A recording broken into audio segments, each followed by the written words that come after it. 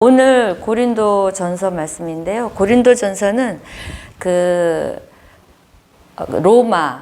로마, 아테네, 또 뭐 그리스 다음으로 굉장히 큰 도시, 네 번째로 큰 유럽에서 큰 도시로 하고, 고린도 하면 아유 고린도 같아. 이게 무슨 말인지 알아? 아유 고린도야, 고린도 같아.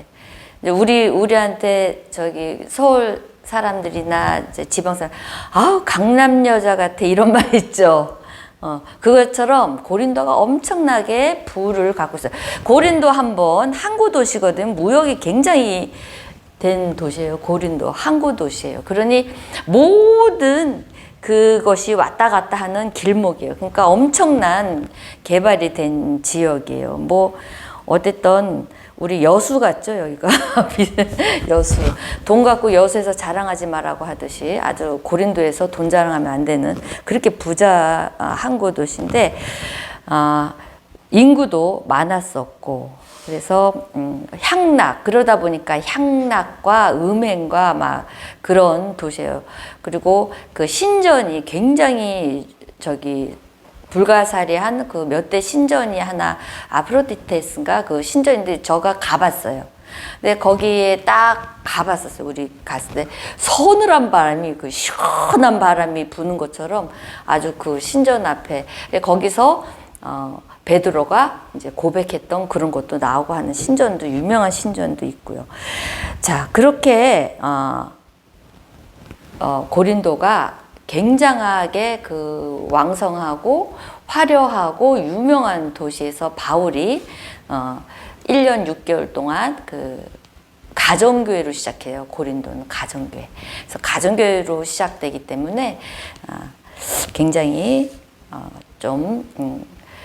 바울이 좀 힘들게, 그러면서도 애정도 깊고 힘들게 목회한 그렇게 교회를 세운 교회예요. 왜냐하면 여기에는 아볼로파, 게바파, 그리스도파가 굉장히 잘 잡고 있는데, 바울이라는 사람이 딱 들어와서 하니까 저거 뭐야? 그러는 거죠. 유명한 이제 사도들이 있었고, 아볼로는 굉장한 성경이 능통하였었고, 아볼로는 굉장히 말씀을 전하면서 적용, 묵상 다 푸는 사람이었어요. 근데 바울은 어떤 사람이에요? 말이 그 정도까지 막 유창하게 하면서 막 적용까지 풀고, 그러니까 사람들은 아볼로한테 엄청난 은혜를 받는 거죠. 적용까지 막 풀어서 성경이 얼마나 능통했으면 아볼로파라는 게 있었겠어요. 그러니까 그렇게 은혜를 받다가 바울한테 은혜 받는다는 건 쉽지 않아요. 그리고 바울은 또 대머리래잖아요. 키도 조그마고, 그 다음에 결혼도 안 하고, 그런 바울.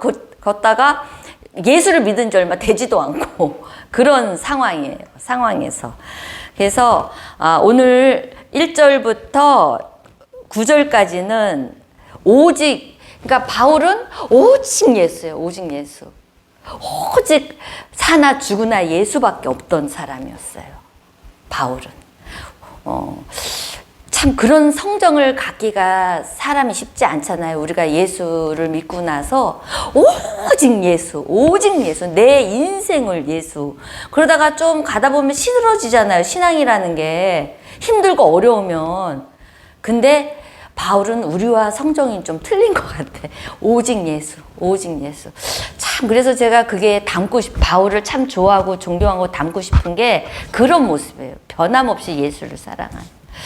지금 이렇게 바울 사도님이 내 앞에서 앉아서 듣는다 생각하는 마음으로 지금 전하는데, 그만큼 제가 바울 사도를 너무 좋아하는데, 오늘 이렇게 예수 하다가 10절부터 좀 성격이 나와요. 까칠하게 나와요. 왜냐면은 뒤에서 바울에 대한 이제 좀 뒷담화가 이제 심해졌겠죠. 뒷담화가 뭐야 저거는, 옛날에 그 예수님 믿는다고 잡아다 죽인 그 사람 아니야. 성경도 뭐 어떻게 예수를 알겠어. 베드로 같은 경우 개봐. 베드로는 예수님의 수제자야. 어디서 지가 와갖고 여기서 말씀을 전해, 예수를 전해, 이런 상황이에요 지금. 근데 이 얘기를 들었대요. 11절에 보니까 내 형제들아 글로의 지편으로 너희에 대한 말이 내게 들리니 곧 너희 가운데 분쟁이 있다는 것이라 하면서 있는 누구한테 들었다가 이게 아니라 출처를 분명하게 얘기를 해요. 바울은. 우리 예수 믿는 사람은요, 출처를 분명한 말을 하고 진실된 말을 해야 돼요. 누구한테 들었어 이런 말 하면 안 돼요.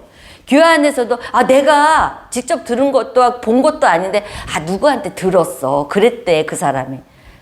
우리가 이런 말 하면 안 돼요. 성경을 보면 바울은요, 분명하게 그 집에서 그 사람이 니네가 그런 말 한 말을 내가 들었다라고 근거 있는 말을 해요. 왜 그렇잖아요. 칭찬은 발이 달렸지만 헌담은 뭐가 달려요? 날개가 달렸어요. 헌담은. 칭찬은 발이. 그러니까 헌담이 얼마나 빠른지 알죠. 그리고 잘못된 말은 얼마나 빠른지 알죠. 그래서 와해가 되는 거예요, 교회. 그리고 인간관계가 틀어지는 거예요. 그래서 우리 예수 믿는 사람은 근거 있는 말 외는 하면 안 돼요.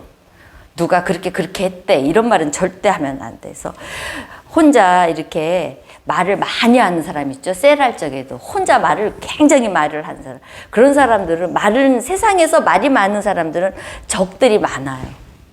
그래서 말은 대수인 대로 예수 자랑 외는 하지 마세요. 오늘 어린이 설교에도 얘기했는데 웬만하면 거짓말을 하고 싶을 땐 입 다물어라. 누구한테 들었단 말 하지 말고 절대 자꾸 근거 없는 말을 하다 보면 거짓말 되고 아이들이요. 그렇게 자라면 큰일 나요. 끊어내야 돼요. 근거 없는 말은 하자. 엄마 무슨 말 이렇게 누가 그랬대. 네가 직접 들었어? 직접 봤어? 하면서 애들을 교육을 시켜야 돼요. 자꾸 애들을 거짓말 시키게 되고 교만하게 만드는 그게 근거 없는 말을 할 때. 그래서 바울은 이렇게 근거 있는 말을 딱 해요. 우리가 그림도 그렇잖아요. 낙관이 찍혀야 그게 똑같은 사람이 그렸어요. 똑같은 사람이 그려요. 낙관을 찍힌 거는 굉장히 쳐주잖아요. 이거 진짜 그림이라고 하잖아요. 똑같은 사람이 그렸어. 근데 낙관을 안 찍었어. 똑같은 사람이 그렸어. 낙관이 없어. 그러면 안 믿어줘요. 그리고 가격 차이가 천차만별이에요. 이거 똑같은 사람이 그렸어. 근데 낙관이 없잖아. 이거 마찬가지거든요. 그래서 사도 바울은 분명히, 그래서 우리는 이거를 배워야 되고, 12절부터는 이제 그 말을 얘기하는 거예요. 바울에게, 또 나는 아볼레에게, 게바에게, 난 그 중에 속한 자라. 그러니까 나는 무슨 파다, 니네가 그랬다, 이거죠. 그러면 안 된다는 거예요. 이렇게 분쟁을 교회에서 하면 안 된다는 거예요. 우리가 교회 안에서 어떤 교회, 어떤 목사님 말씀, 어떤 부목사가 교회 안에서도요, 부목사, 우리는 큰 교회 있어서 알잖아요. 부목사들끼리 또 선후배 관계 막 근거 없는 말을 돌리고 큰 교회에서도 그래요. 어떤 목사님 설교 너무 잘해요. 그 말을 했다가 담임 목사한테 쫓겨나고 그런 거 많이 들었잖아요. 부목사가 담임 목사보다 설교 잘하면 쫓겨나고 이런 상황들이 벌어지는. 그래서 그런데 지금 이제 바울이 이렇게 말한 이유가 있어요. 13절에 그리스도께서 어찌 나뉘었느냐? 바울이 너희를 위하여 십자가에 못 박혔으며 바울의 이름으로 너희를 침례를 받았느냐? 무슨 내가 너네들 바울은 2사람밖에 안 줬어요. 그 뒤에 나와요. 누가 내가 침례를 많이 줬다. 그러면서 계속 아볼로가 나오고 게바가 나오고 바울이 나오고 이름이 자꾸 나와. 교회에서는 이름이 나오면 안 돼. 열심히 안 한 사람 말고 가끔 일 안 하고 방관하고 그런 사람 말고 열심히 일하는 사람한테 지금 얘기하는 거예요. 자기 이름을 내면 안 돼요. 하나님 앞에 내 이름을 지워야 돼요. 지워야지. 내 이름이 자꾸 앞에 나오다 보면은 교만해져요. 내가 하는 거 자꾸 없애야 돼요. 자꾸 하나님께, 예수님께, 뭘 해도 예수님한테 열심히 하는 사람들 중에 내가 많이 해요. 우리 교회는 특히 그런 사람 많아요. 많지는 않아. 열심히 하는 사람이 얼마 안 되니까. 열심히 안 하는 사람 말고 열심히 하는 사람들 중에 그거 조심하세요. 그래서 하나님 앞에 열매를 못 받을 수가 있어. 할 적에 내 이름을 지우는 작업을 해야 돼. 내가 하는 거 없어야 돼. 그래서 여기서 자꾸 지금 이름이 앞으로 나오는 거야. 야, 내 바울, 나는 침례를 내가 몇 명 줬다 이런 거 자랑하는 거 봤냐? 나는 2명밖에 안 줘. 침내고 이런 거 중요해. 과거는 중요하지 않다고. 14절부터 나는 그리스도와 가이오 외에는 너희 중에 아무도 내게 침례를 베푸지 않은 것을 감사하노라. 나는 몇 명 전도해서 몇 명을 했어. 나는 우리 교회에서 뭘 했어. 이런 거 있잖아요. 이런 거 나는 안 했다는 거예요. 그리고 아무도 나의 이름으로 침례를 받았다 말하지 않았다는 거예요. 말하지 않았다. 근데 우리는 너무 무슨 일 하다못해 침례까지도 내가 무슨 침례를 받게 했다 뭐 했다. 우리 많아요. 그런 사람들이 세를 받게 했다. 몇 명을 우리 교회는 요번에 300명 침례를 받았다. 우리 교회는 뭐 100명 그런 말 때는 우리가 너무 쪼그라들죠. 우리 같은 교회는 몇 년 동안 침례를 준 사람이 한 명도 없는데, 그죠? 근데 사도 바울은 그거 중요하다고 안 해요. 중요한 거 아니라고 그래요. 가장 중요한 건 뭐냐? 그러니까 과거에 매이지 말라는 거예요. 너네가 뭘 어떻게 했다, 뭐 했다 이런 거 매이지 말라는 거예요. 뭐가 중요하냐? 오늘 17절 보세요.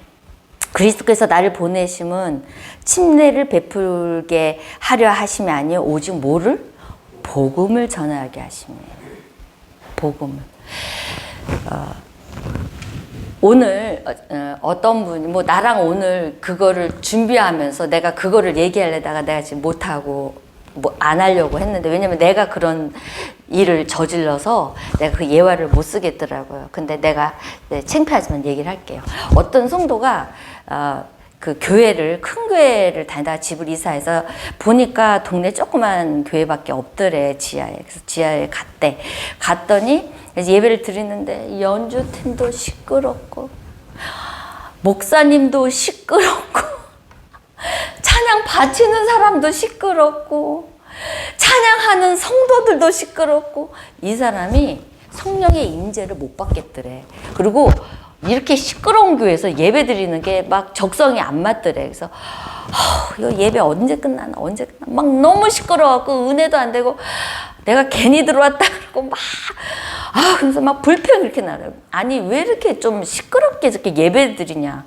아니 왜 이렇게 악기 소리가 크고 목사님은 왜 저렇게 소리가 커? 막 그러면서 설교도 소리를 막 질러가면서 하니까 막 이 사람이 그래갖고 끝나가자마자 그냥 뒤도 안 돌아보고 집을 가갖고 이제 손을 씻고 이제 얼굴을 씻으려고 이렇게 봤는데 예수님이 이런 감동을 주세요.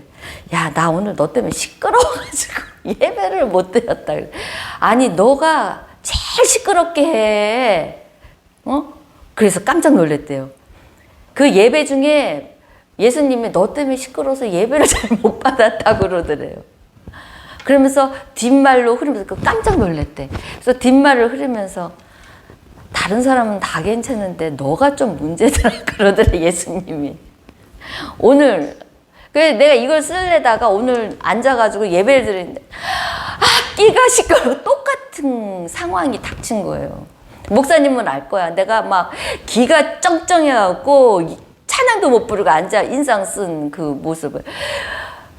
막 여기에서도 마이크 소리가 쨍쨍 기가 너무너무 힘들어요. 목사님도 소리가 어제 예화랑 똑같은 거예요. 그러면서 내가 깜짝 놀라니까 내가 예화를 이거 하려고 했는데 내가 이러고 앉아 있었네.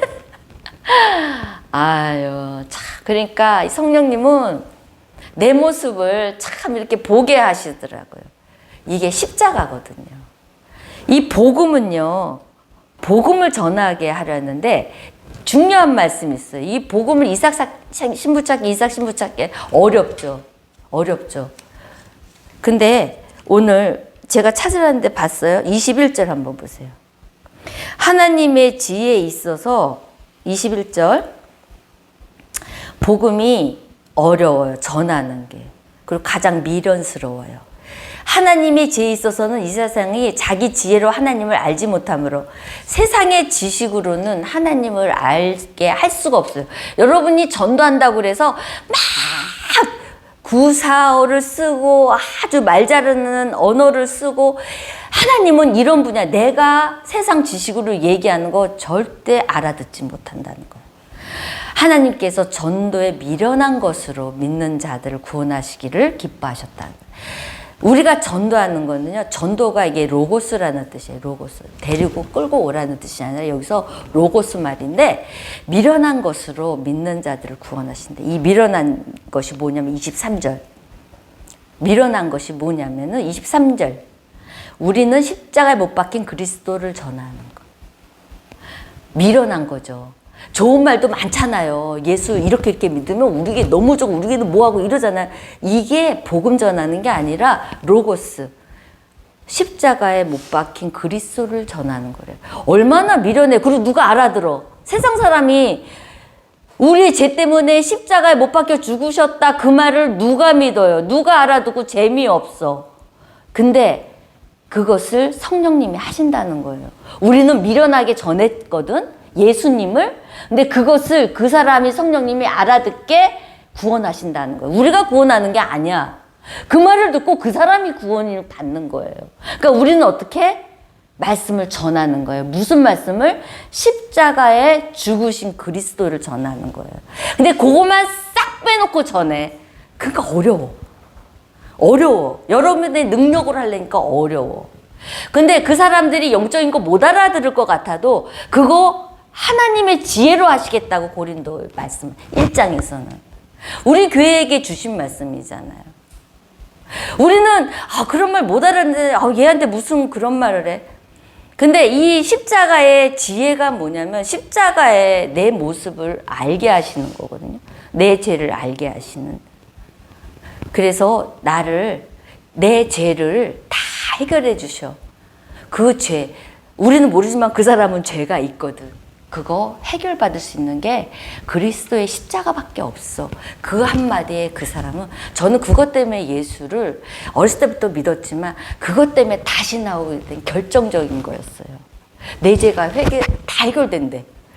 지은 죄 정말 나만 알잖아요. 지은 죄를 여러분 모르잖아. 하지만 나만 알잖아. 근데 그 죄 때문에 늘 가슴이 눌리고 교회 앞을 못 왔거든.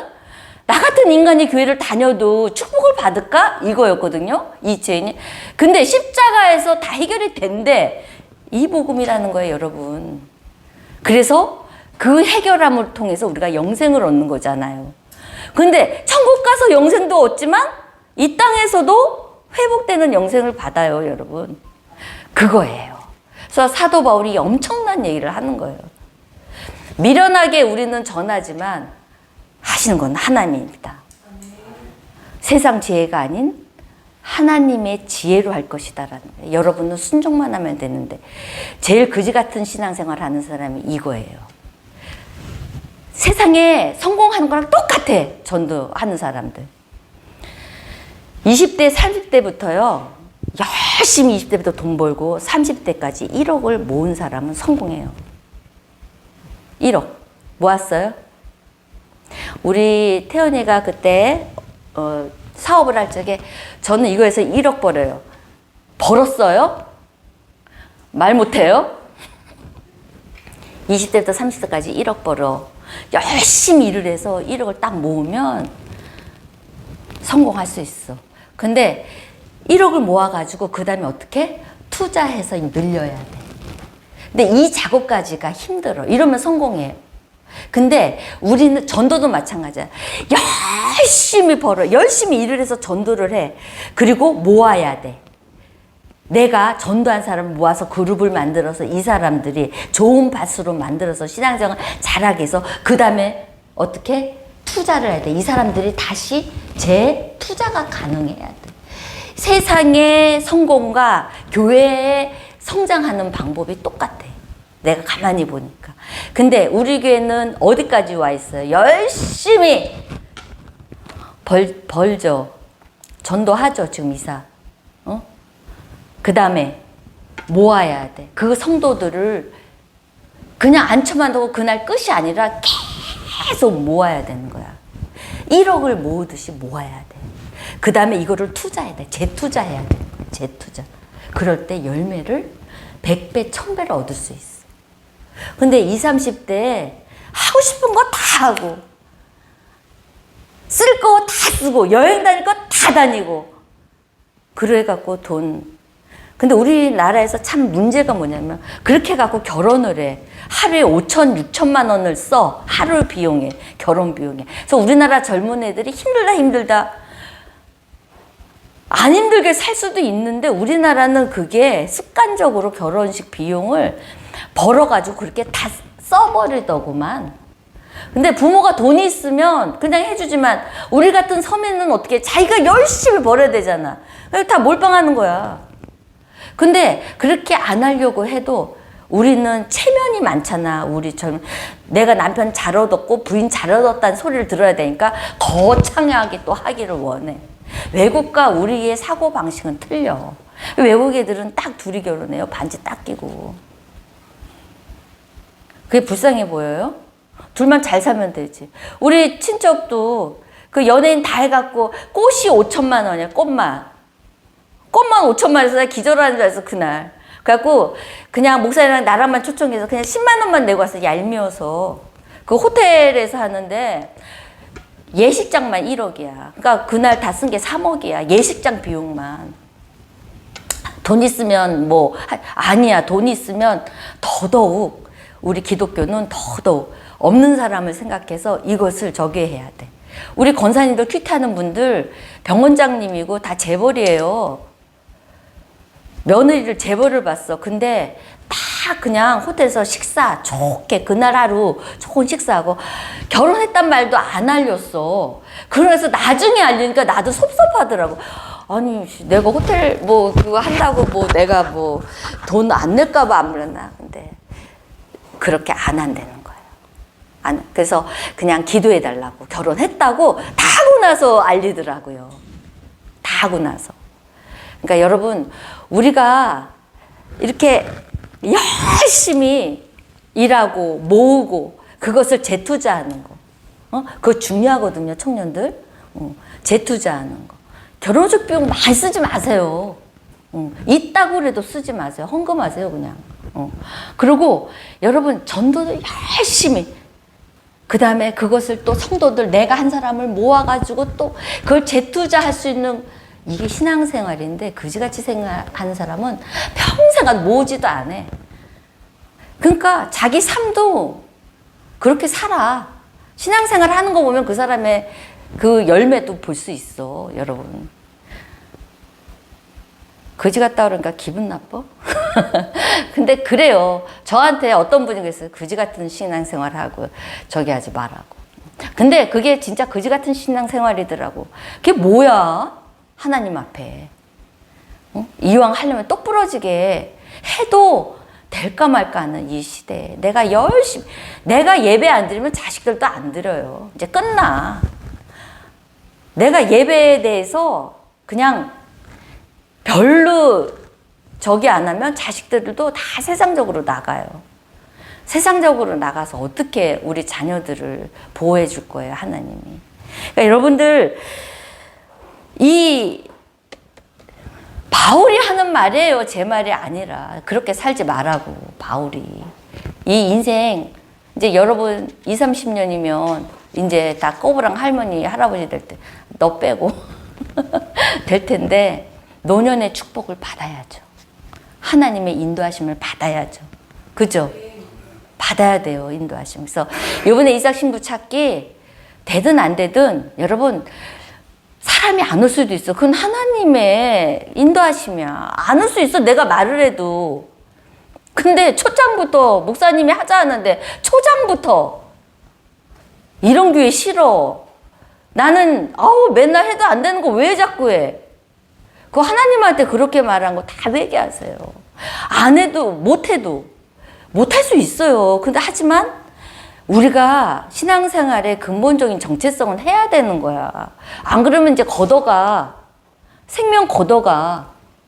여러분 신앙생활 하다가 하나님 앞에 아무 쓸모가 없는데 뭐하러 이 땅에 살아? 그냥 천국 가서 열심히 행복하게 살지. 안 그래? 이 땅에 나와서 고통, 고민, 근심, 걱정하는 이유가 뭐예요?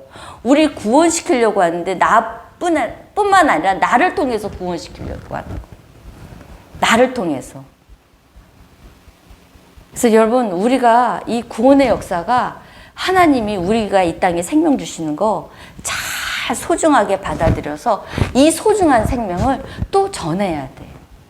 전해야 돼요. 그게 하나님의 목표고 목적이에요. 사도 바울이 그 얘기예요. 그래서 복음은 미련한 것이다. 미련한 것이다. 우리가 하는 건 미련해요. 뭐 잘한다고 해서 사람들이 오는 거 아니에요. 우리가 아주 막 저기고 뭐 선물 막 준다고 해서 오는 것도 아니고 하나님의 하지만 복음을 들어야 돼. 그 사람이 들어야 마음이 하나님께로 올 마음이 돼. 근데 그것을 우리 입으로 해야 돼. 근데 그것조차 하기 싫대. 그거조차 안 한대. 그러면 안 된다는 거예요, 여러분. 마지막 호소하는 거예요. 우리가 하나님의 고린도전서를 보면서 하나님의 깊은 뜻을 한번 깨달아 보시기 바랍니다. 아멘. 네, 기도합시다.